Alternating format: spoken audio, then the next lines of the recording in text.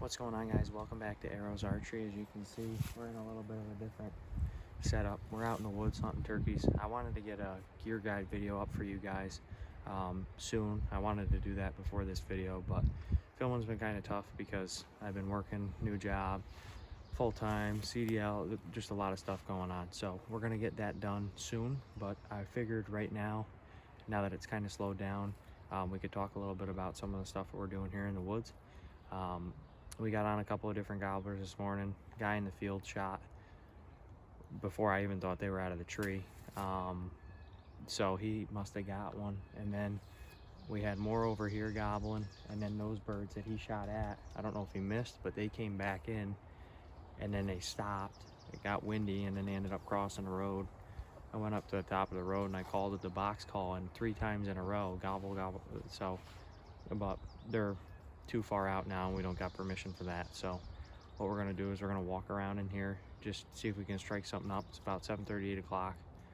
We've been in here since about 5, which is the half hour before sunrise. Sunrise is at 5:30ish. We're gonna talk about some different things and just kind of walk around. I'll get some clips in there of us calling. I'll show you the decoys and just kind of what we do and what's worked for me over the years. Getting into the tips really quick while we got some time. As you can see behind us, we're on this trail. Turkeys use the same concept that deer do, using the least path of resistance. And the reason they use these open roadways even more so than deer typically is during the mating season, Toms and Jakes want to establish their dominance, or if they're Jake, they want to establish their up and coming dominance. And what they do is they want to travel these roads, and it's a lot easier for them to find hens and see where everything is. It's easier for them to spot danger, but it's also what we call a staging area where they can go ahead and they can strut out. So this is one of the best spots you can set up, but don't set up anywhere you don't hear birds. You got to find birds to call them, and you got to call them to kill them. So if you don't do them in that order, your luck is probably not going to be all that great. So right now that those flies are done bothering me, it brings us to another tip, is to try to get I forget what they're called. I think it's a thermocell. If you have the pocket available on your vest, you can put it right in there and it'll keep those bugs away from you. It won't keep the trains away though. It will not keep the trains away. This is actually my first time hunting this property. Shout out to my buddy Matt for letting me hunt it. Him and his uncle were kind enough to let me hunt here because they don't hunt turkeys. He'll come out with me here and there, but that was very nice of them to be able to offer that up for me. And I've been striking out on the other 2 properties that I have permission for. And like I said, I think I said it in one of the other videos, and if I haven't said it, I'll say it again. You want to make sure that you're hunting where turkeys are because they're so sporadic. So you have to find the turkeys, you have to call the turkeys, and then that's how you kill them. So if you're not finding them, you can't call them. And then if you can't find them and then call them, you can't kill them. So you got to do it in that order, and that's the way that it works, in that order.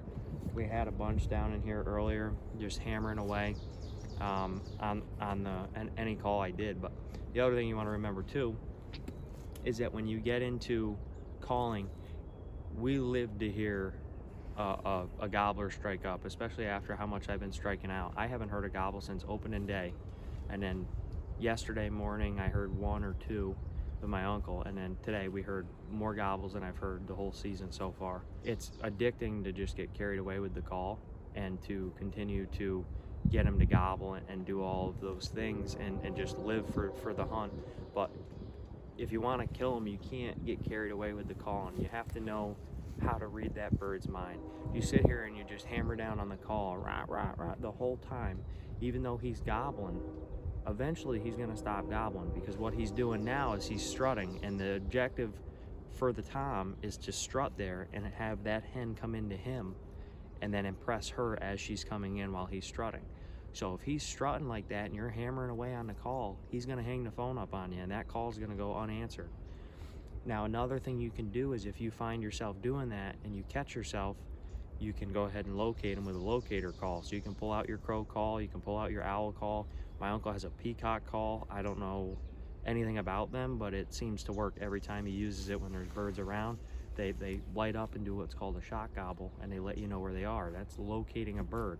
So if you have to rotate in that crow call in between calling to figure out where he is because he's shut up, that should just about do it. And do not be afraid to blare it unless he's right on top of you. If you can see him, there's no reason to use it. Just let him close the distance, call when you need to, call to get his head to come up to get a shot, do whatever you have to do.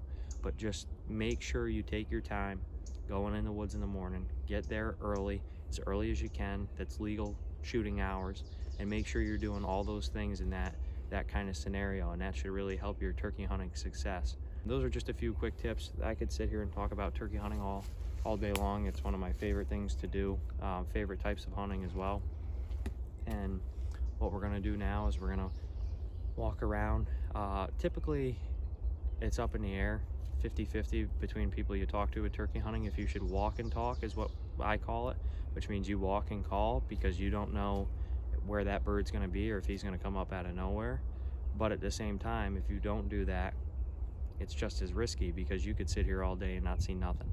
So being now that we're getting towards the middle part of the season, we got 3 weeks left. We only get a month here. You can only hunt them till noon. We got to maximize what we're doing. So now that people have already shot, you don't want to over educate the bird right away. You don't want to go doing all the risky stuff on the first day. Unless you're hunting like public land and you got everything scouted out to a T, don't do none of the risky stuff, because if those birds are barely on the property, you can do a one-time walkthrough like we're about to do, and it can be risky because if you can't settle in and get a shot or get them to come in or just get them to settle down, you can push those birds right out. That's another quick tip before we get walking here. But we got 2 Avian X decoys here on the ground. We're gonna leave them here. Well, at least to Jake. She's gonna grab the hen. We're gonna go in there and we're gonna call. We're gonna hit these. We're gonna back out quick at 9 o'clock so we can go to storage, so we can go pee, get a coffee, and then we're gonna regroup. We're gonna come back in here, hopefully around 9:30, and see if there's anything sitting down on their eggs, and hopefully we can pull a tom away from everything going on. So let's get to it.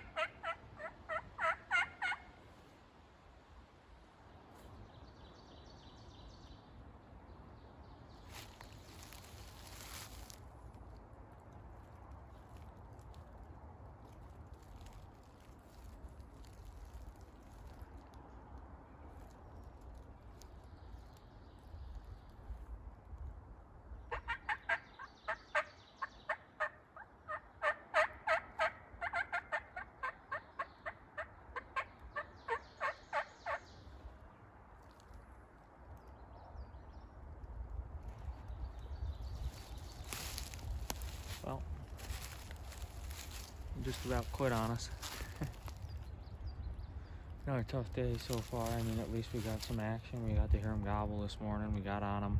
We roosted the birds on this side of the property last night. First time ever hunting this property, like I said earlier.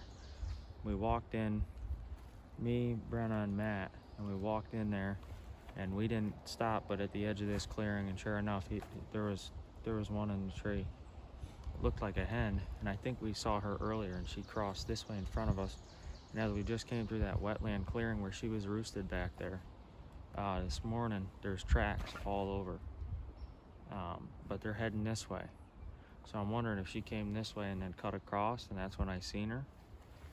But there was gobbling everywhere. I mean, here, there. So it was kind of hard to pinpoint one bird, and the birds that we got on ended up crossing. Had we been closer to where we roosted the hen, I think we might have saw one, but you never know. So now we know a little bit more about it for the next time. We know the property a lot better. I know that there's a field across the road that they crossed and roosted right across the road from it. And I'm guessing that's where that shot came from this morning, was in this top field or across the road. So now all we can hope is for the work week to go well and get back in here next Saturday and see if we can tear it up and roost them again, and hopefully they'll be hot by then. So I guess some time to air out, but we're gonna back out. We're gonna go grab the decoys we left behind, just because it was just too much of a pain to carry everything with only 2 people and having them inflated and not deflating them. So we're gonna go ahead and back out for a little bit. We're gonna go get something to eat and grab a drink, and then we're gonna come back in. And that's another thing while we're on that topic, is don't quit on turkey hunting too early. Way too often people back out at 8, 9 o'clock and then don't come back in, or they'll leave even earlier than that when they don't strike up a bird, or just stick it out.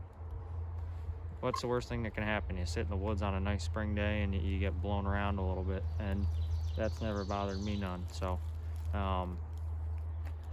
you stick it out, 9 times out of 10 you'll at least get more knowledge on where things are taking place, where the staging areas are, where they're strutting, where they're dusting, where they're scratching, what they're doing, where they're coming from, where they're roosting, how often. There's so many things that you can just start to pick apart. We had them going this morning.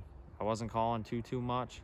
I was calling a little bit more aggressively than I usually do, just because there was a lot of different birds and I wanted to commit to at least one of them. I'm thinking that hen did exactly what I didn't want her to do. We were sat right up between the hen and the gobbling that was happening over here, and I thought that was going to be good because we were right between them. So by the time she got to us, there'd be 2 hens and he would have had to come in because we weren't coming to him.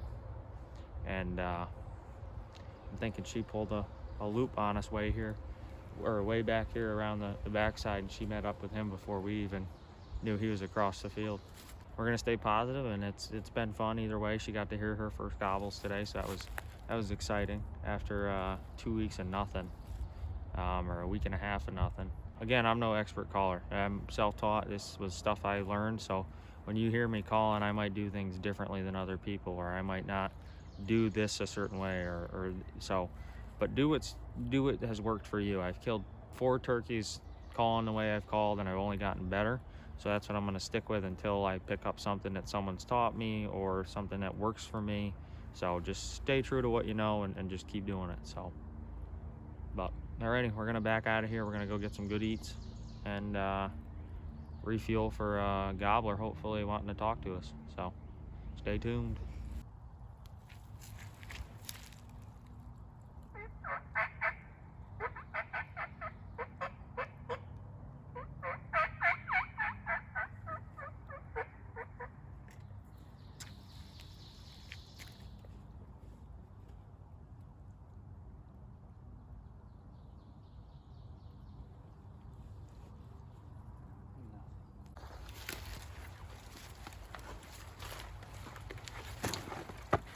All right, guys, so we just finished up at Matt's uncle's house. Again, thank you to Matt for letting us come out there and try to get on a bird. Like I said earlier, we had success in the morning when we got there. We heard a lot of birds. We played around with the idea of trying to video the birds gobbling and getting on the birds and stuff like that, but it was really hard just because with the phone, we're not getting as good of low light quality as I'd like to, and I also want you guys to be able to hear the gobbles better. So we're still working on the camera thing just because I still got stuff I'm setting up, and I want to get the right camera for the channel and make sure that you guys get the best quality and value that you can out of the channel as soon as I can. So rather than spending money on a smaller camera, I want to jump right to one that's gonna pretty much get us at a quality that's gonna be easy enough for you guys to see all the fine little details and stuff like that. But yeah, so that's where we are with the camera situation. We had birds gobbling all over this morning. We did just about everything that we could. It's 10:53 now. We wouldn't be backing out this early. We'd probably sit right till noon, but it being Mother's Day, we got a family to tend to, and that takes priority over hunting any day of the week. And that'll also make you a better hunter because you learn to prioritize things in the real world that it relates to the woods. So we're gonna go spend time with our families, and we're gonna do the right thing, and we're gonna get back out here Saturday. I'm gonna spend some time on Thursday and Friday trying to roost birds at multiple properties, and we might even venture out into some public land, see what we can do out there. And basically, just now that my career is started and I'm in a good spot from here on out, after this year we should have plenty of time off, and the equipment, the assets, and the people around us that'll hopefully make this channel succeed and just show more people good content, like a lot of the other great channels out there that are showing stuff in the outdoors, or camping, or hunting, or fishing, or whatever it may be, because I do think it is a lost art. So that's what we're going to continue to do. Brenna's been filming every single thing in every video we've done, so I can't thank her enough either. We're going to get more coming out soon, and stay tuned, guys. Again, thanks for watching, and we will see you in the next one.